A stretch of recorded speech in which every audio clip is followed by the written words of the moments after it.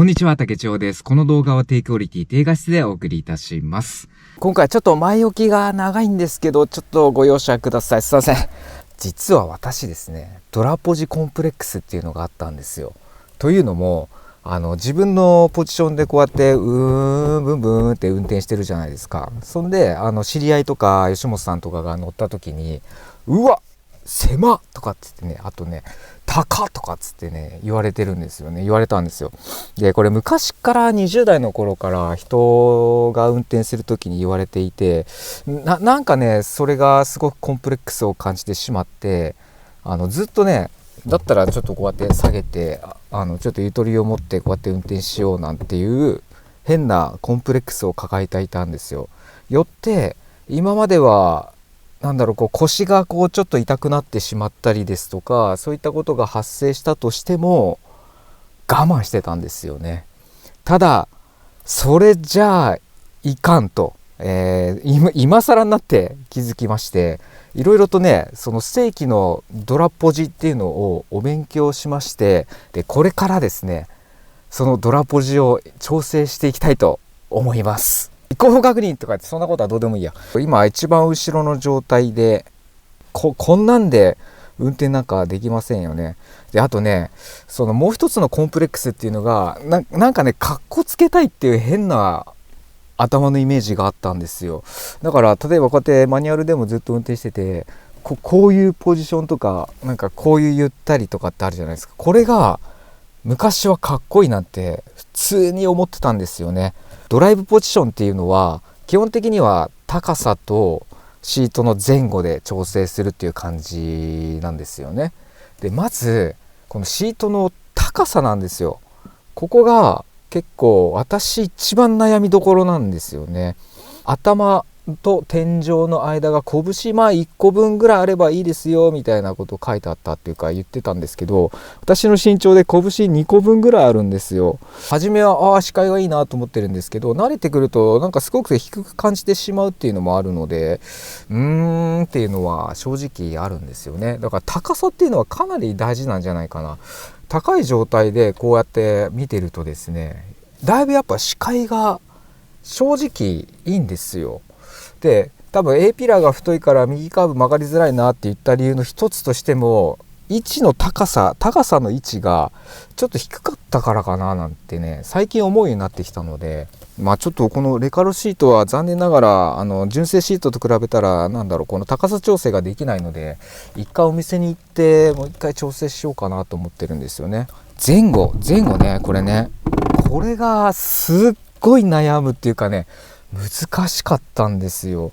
で自分が標準でこうやって運転してる時はもうゆったり座りたいっていうイメージ意識が強かったものですから、ちょっとね気持ち下げてたんですよね。このクラッチ操作がちょっと左足がこう曲がってないかなっていうイメージがあったんですよ。でよくよく勉強し直して確認したところ、まずはフットブレーキ、このブレーキペダルなんですけど、これを思いっきり踏み込んだ時に足の膝の角度ね、これ気持ち曲がっているのがいいですよって言ってくれたんですよ。今ね思いっきり踏んでる状態で少しずつ前にして、これが一番ベストなのかな。で思いっきり踏み込んだ時に体がね後ろに行くか上に行くかによってだいぶ変わるらしいんですよ。で一番いいのがブレーキをガッて踏んだ時に後ろに荷重がかかるというか体重移動していただけるといいって言ったんですよね。で今ちょっとねやってるんですけど、なかなか後ろに行ってるな。で逆にシートを後ろに下げた状態でここの角度、足の膝の角度があまりない状態で思いっきりブレーキを踏み込むとどうなるかっていうと、こうなる。わかります？私のこの変な体が上に行ってません？ほらこれはね良くないらしいんですよ。確かに上に行くと変なところに負荷がかかってるなっていう感じもしてね、あまり確かに良くない、そんな気がいたします。なので少し前にやって、今までポジションで運転していた感覚と比べると狭いんですよね。すごく狭く感じて、めちゃめちゃ違和感は正直ありますよ。ね、こうやってただね、運転はすごくしやすくなってるのかなっていう感じがいたしますね。今度はこの腕なんですよ。これ分かります？でこれもやっぱり正規の正しい姿勢というものがあるらしく、10時10分で押さえたとした時に、ここの肘の角度あるじゃないですか。ここも気持ちこう曲がってるといいですよって言ってたんですよね。運転しやすいというか、ハンドル操作が確かにしやすいんですよね。で例えばリクライニングを倒したら少しゆとり持てるんじゃないかなっつって、こうなるじゃないですか。少しねこう腕が伸びちゃう状態なんですけど、これで運転するとどうなるか。うわー、これもうね、この時点でちょっとやばいですね。例えばこうやって曲がった時にこうゆとりがないとですね、この体ごと前に出ちゃうんですよ。こう感じかな。前に出ちゃうというか曲がっちゃうんですよね。これがやっぱりこうドライブしていて非常に腰に負担かかると言いますか、体に負担がかかるのかなっていう感じです。これちょっと今大げさにやってるんですけどね。よって一番正しいのはどれかっていうと、このリクライニング調整でもう座面は固定してますから、もうリクライニングしかね固定できませんよね。リクライニングでこうやって固定していって、で基本的にハンドルの一番上を持った状態で、ここの肘の角度が少しゆとりがあるよ、曲がってるよっていうのがいいらしいんですよ。でこうやって曲がって、あと一番こうハンドル操作で曲がってる時に腕が伸びる状態のところ、おそらく10時10分の10時のあたりかな、このあたりが一番遠いのかなってイメージなんですけど、ここでまっすぐならないようにした方がいいって書いてあったんですよ。だから普通にこうでしょ。今どうだろうな、やっぱ少しまだ負荷があるな。だからちょっとリクライニングを縦にしてあげると、こんな感じかな。そんでグーって曲がるみたいなね。で10時10分に曲がった時、押さえた時にどうですか。ちょっと ゆとりあるように感覚しませんかあるようにゃね。これである程度できてきたかなっていう感じなんですよ。でこれで運転してみてどうかっていう感じです。もう少しね、私の場合はちょっとリクライニング立てた方がいいなと思ってるんですけど、で逆にですね、このリクライニングをじゃあ今度もう思いっきりこうやって直角にしてやろうっつって直角するじゃないですか。そうするとすごいホールド感は増すんですよ。もうこの状態でこの肩のこういうところとかも全部ホールドしてくれてすごくいいんですが、目線が今度おかしくなるんですよ。というのも顔の角度あるじゃないですか。これがこうなっちゃうんですよね。ちょっとこう顎が下がるっていう状態でしょうかね。でこの状態でずっと運転しているとこれもこれで違和感がめちゃくちゃあったりとかして、新幹線とか特急列車の指定席とか座るじゃないですか。座った時って座面って直角ですよね。あの状態なんです。座った時にめちゃめちゃ違和感ありますよね。こんな状態でそういう感覚がしますよ。でさらにこれで運転していると近くのね目線とかはすごく見やすくていいんですけど、遠くの目線見るときに顎が上がるんですよね。こういう運動が発生してしまうので、これもあまりよろしくないのではないかと思っているんですよね。よって直角にするのではなく、少しリクライニングにゆとりを持たせて、この微妙な調整があるんですよね。レカロシートのすごくいいところっていうのが、このリクライニングがほぼ無段階で調整できるので、本当に自分に合ったシート調整ができて最高なんですよ。だから多分私のイメージ的にはこんな感じかな。で多分ちょっと顎が上がってるのかもしれませんけども、こういう状態で運転するという感じですね。FK7 の場合っていうのが、ここのスピードメーターのパネルが少し若干ね気持ち盛り上がってるので、ここをね結構意識してますよ。例えば低すぎるとこの盛り上がりが邪魔しちゃって四角になるところが少しだけあるので、基本的にはここの出っ張りはちゃんと目線の上にあっていて、かつこの窓ガラスの黒い縁っていうのが下にあるんですよ。これもしっかり見えてる状態でポジション維持しようと思ってるんですよね。であと言い忘れちゃったのが、腰がきちんとここの座面とリクライニングのこの隙間にきちんとポコってすっぽり入ってるような状況でございますね。サーキット走行ですとかそういう高速走行するときはこのようにぴったりくっついた方がいいっていうんですが、街乗り程度でしたらそこまで意識しなくていいとは言っていたんですよ。ただね、やっぱり私は結構峠とかいろんな山道とかもこうドライブしたいと思っているので、基本的には腰がここの付け根のところですかね、リクライニングと座面の間にすっぽり入るような感じで調整していこうと考えております。これでもうね慣れていくしかないんですよね。ほんとね、今は多分違和感すっごいあります。めちゃくちゃあります。であとハンドルのこの調整もねしっかりできるんですけど、このハンドルが実はですね、これ皆さんの車もあるかもしれませんが、このようにこうやって上に上げたり、あとこう前後できるんですよ。スライドできるんで、ここで調整するのもいいかもしれません。多分デフォルトの状態ですともうこの時点で遠いなって感じちゃうので、まずねハンドルを思いっきり私もう引いてます。引いてる、もう限界までっていう感じ。これで取れたら爆笑ですよね。取れたーって言ってまあいいや。であとね、この高さなんですけど、これもすっごい意識してまして、あまりにも高すぎると今度このスピードメーターの盛り上がりよりハンドルが上に上がっちゃうとやっぱり死角になっちゃうんですよね。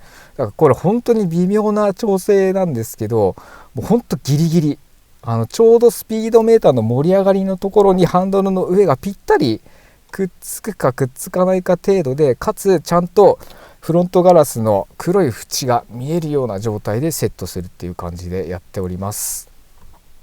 よいしょ。やっておりますっていうか、やるんですけど、多分これが今全部セットした状態なんですが、多分これが私のいいポジショニングなのかなっていう感じがいたしますよ。とりあえずねシーツ調整はできた。あとはねやっぱ高さだ。これちょっとね高すぎるよな、低すぎるなやっぱ。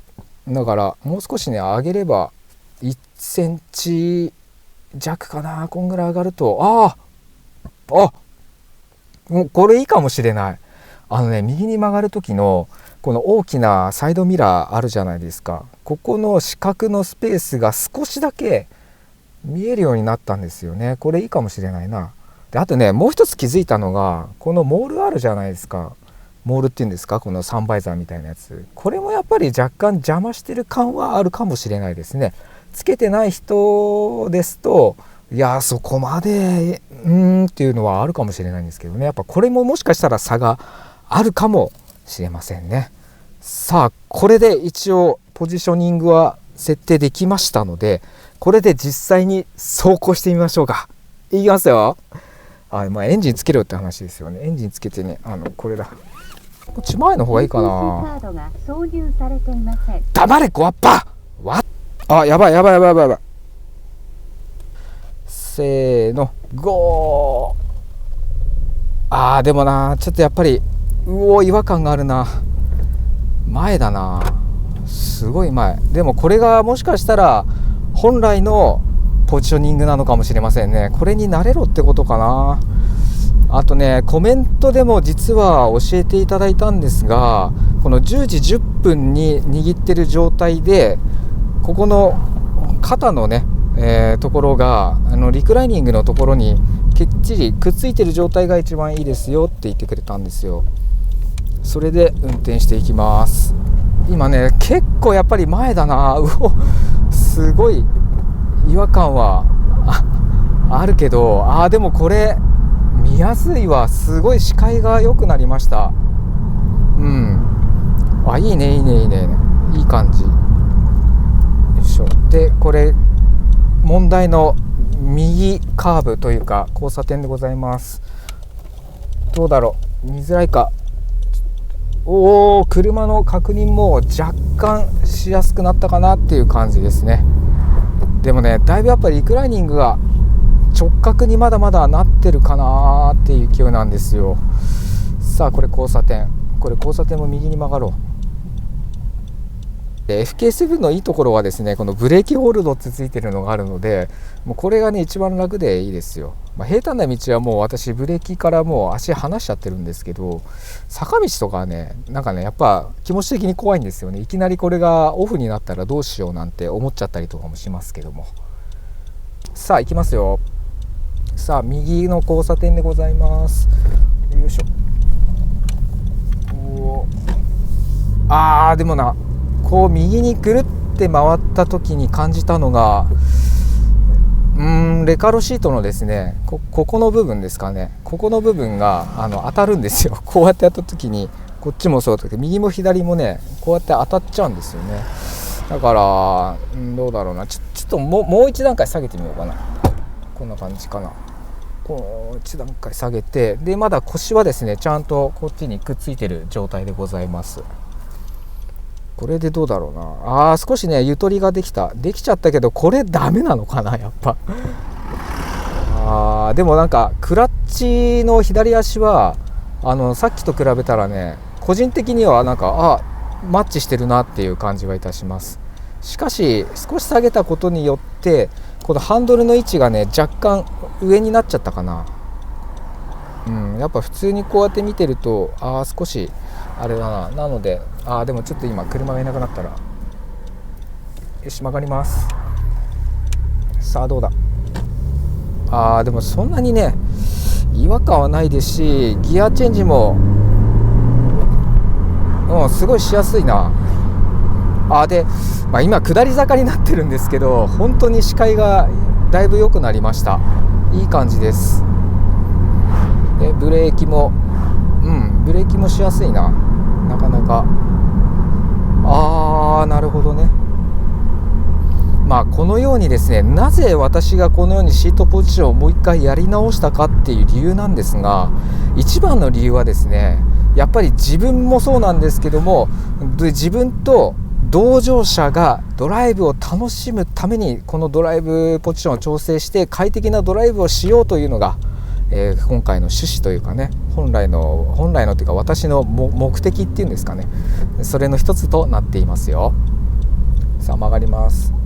さあ右に曲がって、よし歩行者もいない。でも確認がね少ししやすくなったかな。やっぱ前の方がいいかな。でも前だとすごく狭くなっちゃうんだよな。いやちょっと運転中にやるなよって話なんですけど、今気持ち前に持ってきて、そうすると足の角度がねだいぶねこう角度がつきましたね。つきすぎるのもあんまり良くないのかもしれないですけど、ただねずっとブーンって運転していて自分でゆったり行くとしたら疲れないとは思いますよ多分。これはねなかなか難しいなこのポジション。すっごい違和感タラタラ、超違和感でしかないっす。すごいなこれ。エネオス渋滞ってやつか。いやめちゃくちゃね違和感ばっかりだけど、これに慣れたらきっともっと快適なドライブができるのかな。そして腰痛いよっていうのがなくなるのかもしれないですね。さあ車線変更についてもそんなに、そしてエンブレがちょっとやりづらいな。ちょっとエンブレがやりづらいかな。やっぱどうしてもこの足のフットブレーキとクラッチ、あとアクセルのこのアクセルワークっていうんですかね、このフットワークがちょっとおかしいかな個人的には。よかった。これちょっと一回やっぱりもう一段階下げて、でこのハンドルを気持ち下げる。ここかな。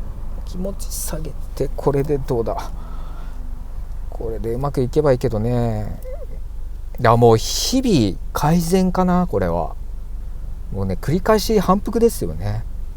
でどうしてもやっぱり街中走っていると、いくらここの腰をリクライニングのところにくっつけようと思っても、意識をね頭の中に入れたとしても、やっぱりどうしても少し前に押し合っちゃうんですよね。ゆとりを持ってやろうなんつってね。それがちょっとどうなのかななんて思っちゃいますけど、意識しちゃうな、ここの肩のね力が少し入っちゃうんですよね。これなんだろう。さあ2足にして曲がる。左よし。目視もしやすいな。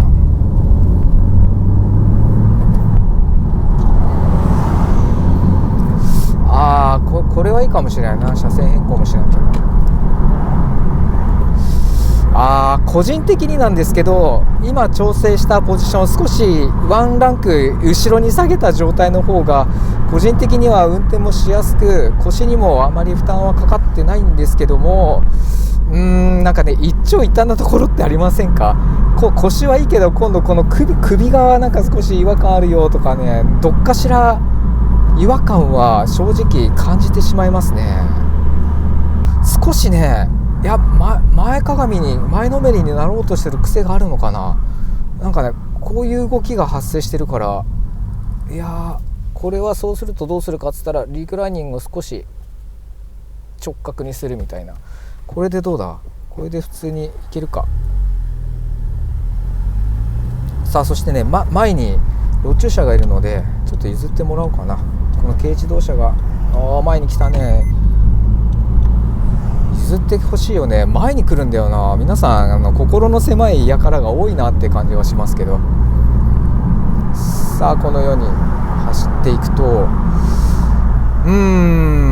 いいじゃないですかね。なんか今のところは結構快適に運転できてるなっていう感じもします。でね、頭のここの位置あるじゃないですか。これねちょっとねこうやってくっついててもいいっぽいですよね。だから一番リラックスした状態で走ってるとって感じ。そうね、こんな感じかな。いいかもしれない。でちゃんとねこの体にシートがくっついてるっていうへばりついてるっていう感覚が一番このリラックスして長距離運転でも疲れない理由なのかな。どうすか。そう感じます。だ今私がこうやって運転してるじゃないですか。このポジション皆さんどうですかね。ちゃんとできてます。皆さんもできてないの。いやーそれはいかんす。やった方がいいですよ。これね今更感はあるかもしれないですけど、妙なねプライドを捨ててね、もう一回ね原点回帰、初心に戻ってやった方がいいですよ。本当にやった方がいいよ。私もね変なプライドありましたからね。先ほど冒頭で申し上げた通り、かっこつけたいっていう変なイメージもありましたから、もうそんなのねダメだよって話ですよねなんでかっこつけたかったんだろうな。不思議でもしょうがない。さあそしてこれだけでね本当はねご視聴ありがとうございましたなんて言おうかなと思ったんですが、実はこの動画はちょっと 2,3 本に分けてお送りしたいなと思っていたんですよ。でその第一弾がこのシートポジションをしてみて、ちょっとドライブをしようっていう感じなんですが、でこの一環の一つとしてもう一つねあるんですよ。このハンドリング操作。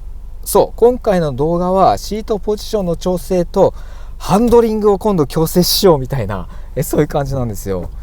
で今の私の癖っていうのが、まずハンドルの持ち方が今は意識して10時10分とか9時15分イメージしたんですけども、ずっとこんな感じよ。わかります？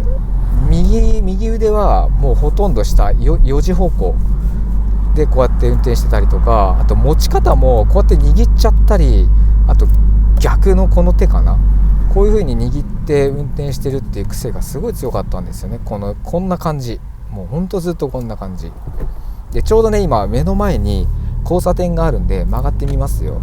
こうすると皆さんどっか気づきます？ちょっと赤になっちゃった。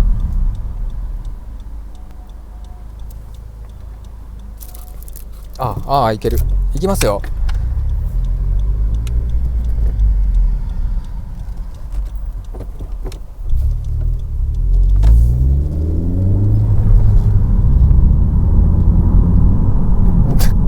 わかりました。はい、皆さん正解です。おっしゃる通りこのね逆手になってるんですよね。これがあまり良くないみたいな感じなんですよ。別に絶対に悪くはないとは言い切れないんですけども、万が一何か起きた時にこういう持ち方をしてると、手がね逆にバキッて後ろに行っちゃってあーってなったりとかする可能性もあると、これがね私の癖なんですよね。もう一回ちょっとここの交差点左に曲がりますのでお見せいたしますね。で 2速まで下げて、で曲がりますと。で後方確認よし。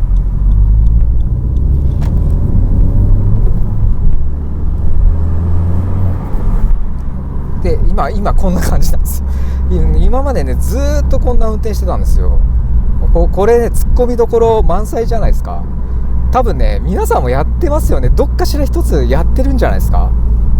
多分ねやってない人いたら全員やってないよって言ったらすごいなと思いますよ。これ私だけが誤った運転と申しましょうか、変な運転してるような感じですけどね。さあそしてこの癖を今度少しずつ矯正していこうという感じでございまして、まずですねハンドルの持ち方なんですが、賛否両論あると思うんですが、教習所で習ったのがこの10時10分をもってゆとりを持ってハンドリング操作しましょうっていう感じなんですよね。だからこれが教習所のベースラインと申しましょうか。でこれはねこれでねすごくやっぱりいいんですよ、持ち方としては。あとね握るのも全部こうやって握るんではなく、このようにね親指はこう外側に出しといて、いつでもパッパッパッ離せる状態の方が一番いいんですよ。ただこれって基本形じゃないですか、教習所で習う。ダサいんですよねダサいと思っちゃうんですよ。多分その意識がすごく強いから、もうこれがやりたくないっつってどんどん下に下がっていって9時15分になったり、9時15分もね別に全然普通でいいんですけどね。だこれがね正直私はダサいと思ってたので、下の方にこうやって持ってっちゃったりとか、こういうような運転ですよね。もうひん曲がっちゃってますよね。こういう運転もしたりとかもしてました。で最初今ハンドル上に持ってるんですけど、これもね一つね言い訳があるとすると、これでこの中央っていうんですかね、目線のセンターを取ってるなんていうね勝手な目印にしてたんですよ。これもどうなのかなっていう感じはしますけどね。はい、ということで、じゃあこれから矯正の方していきましょう。で正規の交差点を曲がるときは本来はこのようにやるっていう感じなんですけど、ただこれもこうやってバタバタするのもなんかねダサいので、まず上に右手を持って、これ左に曲がりますね。曲がって、で左手でぐるって曲がっていくみたいな。でこうやって戻す。で曲がりきれなかったら左手を下の方に持ってったら、今度右手でこう補正をしていくみたいな、そういう曲がり方ですね。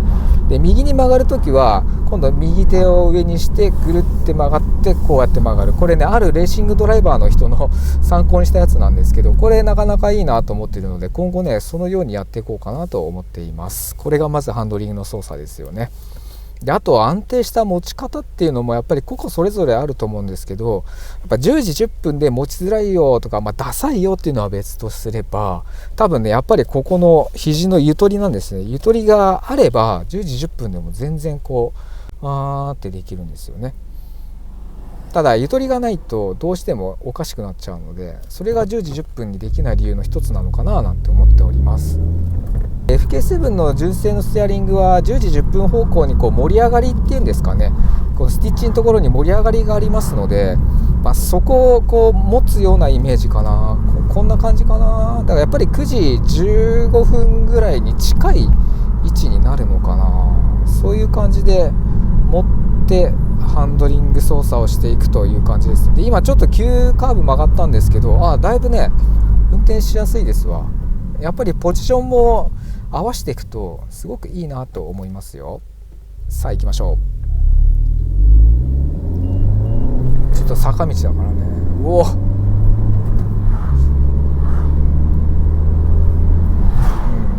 こんな感じかな。こんな感じでゆとりを持っていくといいのかな。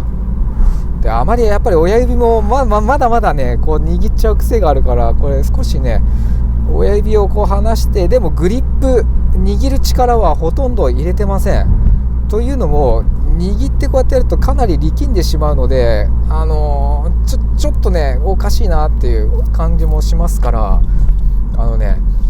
じゃあどうしてるかっていうと、こうにね触るじゃないですか。で握る力は本当に気持ち程度なんですよ。これもねあるレーシングドライバーの参考にしたんですけど、ここの手のひらあるじゃないですか。ここでもう押さえつけてる感じなんですよ。どっちからっつったら、力を入れるとしたら握るのではなく、手のひらでハンドルを押さえつける、そういう気持ちを心がけております。そうすることによって何がいいかって言ったら、こうやって曲がる時も全然曲がれるんですけど、何かあった時にやばいってハンドルを離す時のこの動作がね、初動動作が絶対速いんですよ。これとこの差ってやっぱ違いますよね。そういうリスク回避、リスク低減という意味でやってるような感じですね。でこれに慣れてくるとなかなか面白いんですよ。で中によっては、人によっては多分このハンドルもうパーにしてこうやってやってる方もいると思うんですけど、まさにねそういう人たちの原理なんですよ。ただ FK7 のハンドリングって結構ねスベスベしてますので、これがあんまりできないんですよね。やらない方がいいのかもしれないですけど。で右に曲がる時もまだまだねちょっとこういう動作が出ちゃうので、右手を前に上にして持っていきます。さあ行くぞ。さあこれでぐるっと曲がっていく。で曲がりきれないところは左手で補正して戻す。そしてギアチェンジと、マニュアル運転は結構ね動作がバタバタするので、慣れるのにやっぱ時間かかるかなっていう、そういうイメージですね。でもこれ反復ずっとやっていけばきっと慣れていくと思いますし、で街乗り運転でもやっぱりいろんな練習ができますからね、すごくいいと思うんですよね。だからちょっとした時に街なり運転してて暇だなと思った時は、このように原点回帰、初心に戻っていろいろと練習してみるのもよろしいのかなと思っておりますよ。さあ交差点ゆっくり止まるみたいな感じで、よし止まった。いいな、これすごくいい。これに慣れたら多分ねすごい快適なドライブもできますし、皆さんにとってもいい何かの参考になるかもしれないな。これ参考になるかもしれないです。もしかしたらねこれ再生回数バーンって伸びるかもしれないね。そしたらウィンウィンですよねよし行くぞ。やばい、エンストしそうになった。ちょっとブレーキングつって、もうやっぱり足のこのスペースというか調整もね、ドラポジも悪くはないですね。普通になんかブレーキも踏めるし、そこに負荷もなく可もなく、可もなくって言ったらおかしいですけど、負荷は全然かかってないなっていう感じですね。さあここでエンブレで右に曲がりたい。ヒール&トゥーは今ヒール&トゥーやってみたんですけど、 FK7 の場合ってなんか気持ちなのかな、アクセルとブレーキのこのねこの深さが違うのでやりづらいんですよね。さあ曲がるよ。曲がって、そうね、そんなに違和感はないです。でここから少しグネグネした道になりますので、最後どのような感じになるか皆さんで見てあげてください。見てくださいね、お願いしますよ。いきますよ。いつもの感覚で曲がっていくと、比較的ね視界もなかなかいいですし、曲がりやすいかもしれないな。ただやっぱり体意識っていうのは重力の反対方向に体が行く癖があると思うんですけど、それがねやっぱりなかなか抜けないっていうのは正直なところでございます。しかしこのね視界っていうんですかね、これが結構改善されたかな。だいぶ進行方向見やすくなりましたね。なんかちゃんとこうゆったりと落ち着いて視界を見ながら曲がることができるのかもしれない。さあここ結構きつい。さあどうだ。ちゃんとねミラーも見えますしね、カーブミラーってやつですかね。曲がってぐるっと曲がっていく。よし。やっぱねなんかこういう運転したりとかこういうのをやるよりかは普通のこの本来の原点回帰に戻ってドライビングした方が全然いいな。でこれ右に曲がって細い道です。さあ曲がれるか。さあ曲がってよいしょ。そうね。で交差点曲がった時にカウンター当てる時ってやっぱり自分でハンドルを戻すんじゃなくて、そのタイヤの力で自然に戻っていくじゃないですか。それも利用して対応してやっていくとなかなかいいのかもしれませんね。ていうか昔からずっと私それやってたんで無意識にその癖出てましたわいいねいいねいいね。ブリッピングシフトダウンっていうんですかね、あれもやりやすいですよ。で2足に今入ってるからそのまんま曲がっていく。こうだこんな感じ。よしよしよしよし。これ慣れだな、ほんと慣れだな。よし戻ってきました。よいしょ。いやこれねドライブ本当に楽しくなりそうです。そしてもし万が一私の車に同乗してくれた方にとってもあんまりゆさゆさ揺れてガクンガクンつってね気持ち悪くはならないと思うんですよね、多分ですけど。やっぱり原点回帰に戻ってもう一度ドラポジをこうやって調整すると新たな発見があるかもしれませんよ。それではご視聴ありがとうございました。わしということでね、次の動画はちょっとマニュアルの運転の仕方っていうんですかね、そのマニュアル操作について一緒にお勉強していきましょう。